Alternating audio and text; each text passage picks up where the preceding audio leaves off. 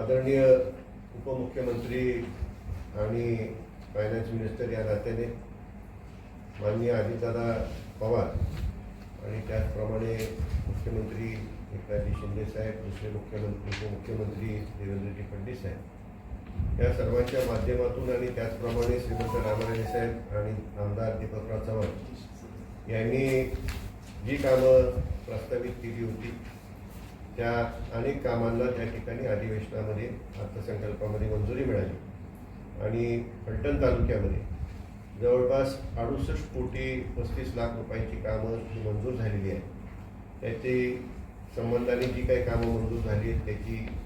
Press note आपल्याला या ठिकाणी मी देत आहे। आणि त्याचबरोबर मुख्यमंत्री ग्राम सडक योजनेमधून 54 कोटी 95 लाख रुपयांची कामं मंजूर झाली